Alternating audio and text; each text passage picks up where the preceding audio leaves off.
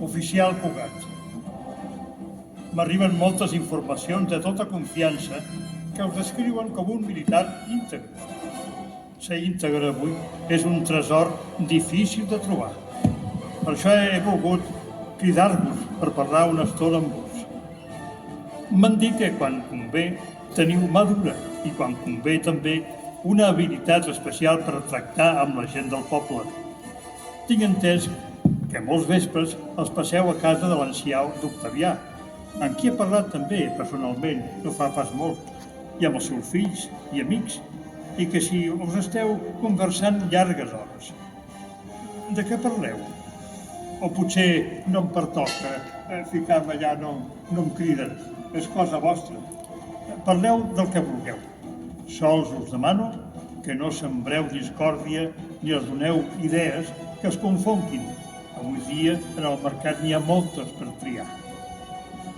Deveu saber que el nostre emperador Dioclecià enfurien els dissidents, els qui acusa de tots els membres de tots els nostres mals i persegueix cruelment les noves sectes. També n'hauríeu vist que aquí la gent són ignorants, que no entenen el que es diu, o bé no hi guipen més enllà del nas, o són propensos a esperar miracles. He pensat que ara que us tenen confiança, podeu aprofitar-la per convèncer-los dels nous plans que tenim per Octavià. Ja sabeu que vivim en temps dolents. L'imperi ja no és el mateix que era. Cada dia que passa s'imposa a poc el gran somni d'August.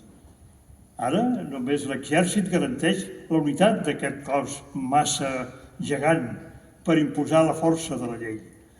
A vos, com a home íntegre i honest, un home honest val més que l'or que pesa, us vull confiar, doncs, el meu projecte. Com sabeu, la via Augusta és l'artèria vital per controlar tota la Hispània.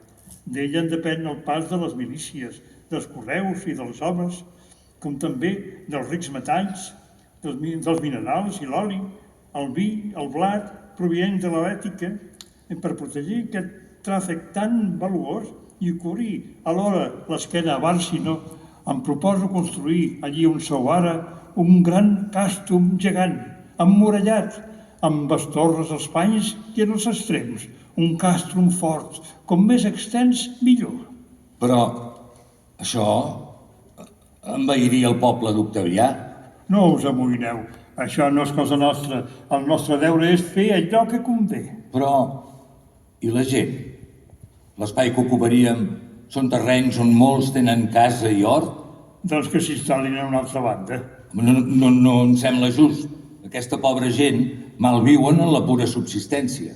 Si han de recomençar a partir de zero, molts es veuran abocats a la ruïna. I per què ha de ser aquest problema nostre?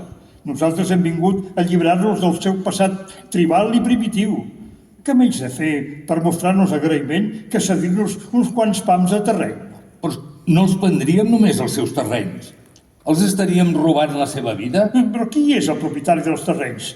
Hispània és nostra, per dret de conquesta. I han de pagar-ho als pobres octavians? Els octavians? Passeu-vos pels collons!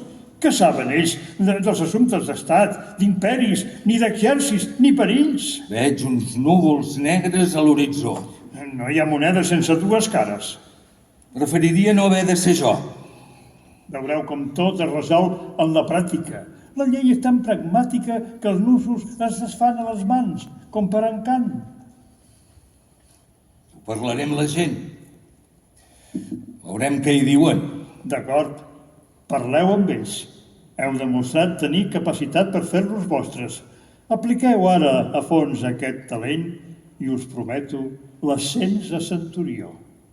Sempre seguint la llei. Esclar. Apa, aneu i compliu. I bona sort.